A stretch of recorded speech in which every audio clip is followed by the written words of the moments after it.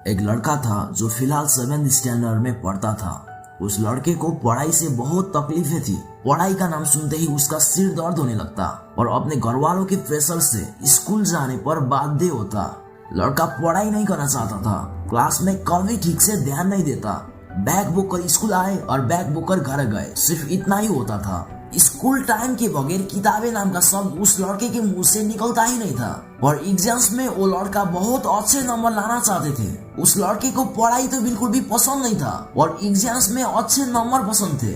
एक दिन उस लड़के को बिना पढ़े एग्जाम्स में अच्छे नंबर लाने की उपाय सूझा और फिर वो नदी किनारे एक पेड़ के नीचे बैठकर ध्यान करने लगा कि भगवान मुझे बिना पढ़े एग्जाम्स में अच्छे नंबर लाने की शक्ति दीजिए। एक दिन बीता, 2 दिन बीते, एक सप्ताह निकला, 2 सप्ताह निकले। ऐसे करते करते 1 महीना गुजर गया और वो लड़का अब तक भगवान से प्रार्थना कर रहा था, क्योंकि उसे ये लग रहा था कि भगवान जरूर उसे ऐसी शक्ति देगी जिसके सहारे वो बिना पढ़े अच्छे नंबर ला सकेगा। देखकर भगवान बहुत हैरान हो गया और उस लड़के के तपस्या को देखकर नदी किनारे एक ब्राह्मण के अवतार में प्रकट हुए और उस लड़के को बिना कुछ कहे उसके ठीक सामने से रेत उठाया और उसे नदी में डालने लगे। वो ब्राह्मण जो स्वयं भगवान थे, वो पूरे दिन इसे दोहराते रहे।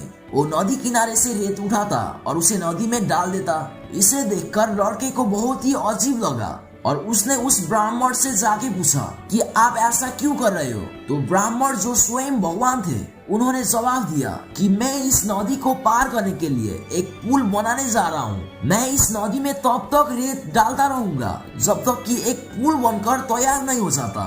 उस ब्राह्मण के बातों से लड़के को बहुत ही अजीब लगा, क्योंकि रेत जो उस ब्राह्मण नदी में डालते थे उसे तो नदी बहा के ले जाते थे। लड़का अंदर ही अंदर सोचने लगा कि ये ब्राह्मण पागल हो गया है, ये इतनी बड़ी बेवकूफी कैसे कर सकता है। तो उस लड़के ने ब्राह्मण से कह दिया कि आप एक ऐसी बेवकूफी कर रहे हो, ऐसे नदी में थोड़ी थोड़ी रेत डाल के पुल बनाना संभव ही नहीं है। तो उस ब्राह्मण ने मुस्कुराते हुए जवाब दिया, अगर मेरे रेत डालने से इस नदी में पुल नहीं बनता तो तुम्हारा बिना पढ़े एग्जाम्स में अच्छी नंबर कैसे आएगी। उस जवाब को सुनते ही लड़का जैसे कि शॉक हो गया। उसे तब जाके रियलाइज हुआ कि वो कितनी बड़ी बेवकूफी कर रहे थे कि वो बिना पढ़े एग्जाम्स में अच्छे नंबर लाना चाहते थे। और उसके बाद से लड़के ने ध्यान करना छोड़कर किताबें थामा और गेस व्हाट, वो एग्जाम्स में अच्छे नंबर लाने में सफल हो गए।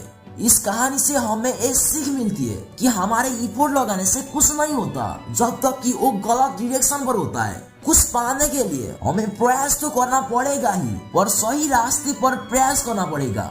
गलत डायरेक्शन पर प्रयास करने से यह हमारा मेहनत नहीं बल्कि बेवकूफी होता है, बिल्कुल कहानी के लड़के की तरह।